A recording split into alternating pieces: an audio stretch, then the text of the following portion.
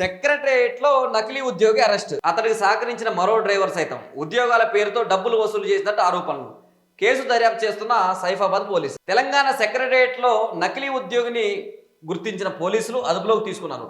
ఖమ్మంకు చెందిన భాస్కర్రావు రెవెన్యూ శాఖలో ఉద్యోగిగా ఫేక్ ఐడి కార్డులతో చలామణి అవుతున్నారు. అతడి కదలికలు అనుమానంగా ఉండడంతో ఎస్పీఎఫ్ పోలీసులు నిఘా పెట్టారు. పూర్తి ఆధారాలు సేకరించాక అరెస్టు చేశారు. సీఎం రేవంత్ రెడ్డి నిన్న సచివాలయంలో ప్రెస్ మీట్ పెట్టిన సమయంలో భాస్కర్రావును ఎస్పీఎస్ పోలీసులు పట్టుకున్నారు. అతనికి minority department section officer V Prashant, car driver Ravi fake ID card తయారు చేయించినట్లుగా గుర్తించారు.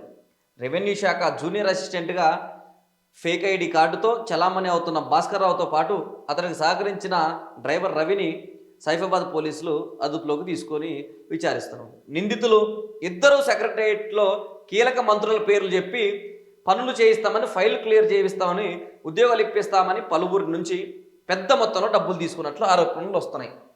తెలంగాణ రాష్ట్రాన్ని శాసించే సెక్రటరియట్లో దొంగల పడ్డరంటయ్యా, దొంగల పడ్డరు. ఈడొక దొంగ భాస్కర్రావు అనేటోడు, వీడొక అతిపెద్ద దొంగ.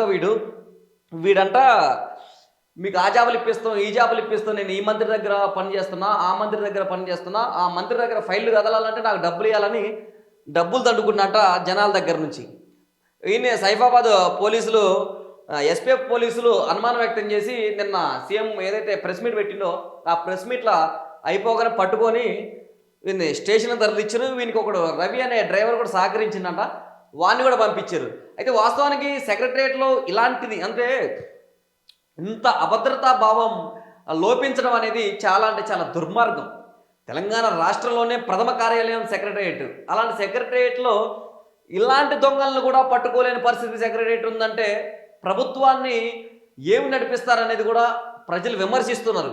ఎందుకంటే ఇక్కడ సెక్రటరియట్లో వాడు ఉద్యోగాల పేరుతోని రాష్ట్రానికే కీలకమైనటువంటి సెక్రటరియట్ నుంచే వీడు దందాలు స్టార్ట్ చేసిందంటే ఇక చిన్న చిన్న ఆఫీసులు, చిన్న చిన్న ఇంకా గ్రామాల లెవెల్లో ఉన్నటువంటి ఆఫీసులు ఇంకెంతమంది ఉన్నారో ఇలాంటి వాళ్ళు, వీనికి మాత్రం కఠినంగా శిక్షించాల్సిందే. వీడు ఎవరైతే మంత్రి పేర్లు చెప్పిరో ఆ మంత్రులను కూడా ఒకసారి అడిగి తెలుసుకోవాల్సిందే పోలీసులు. ఎందుకంటే మీకు నిజంగానే లింక్ ఉందా, ఇతను ఎవరో మీకు తెలుసా లేదా అనేది కూడా ఎవరైతే ఎవరి మంత్రుల పేరు చెప్పిరో ఆ మంత్రులని కూడా అడిగి తెలుసుకోవాలా పోలీసులు.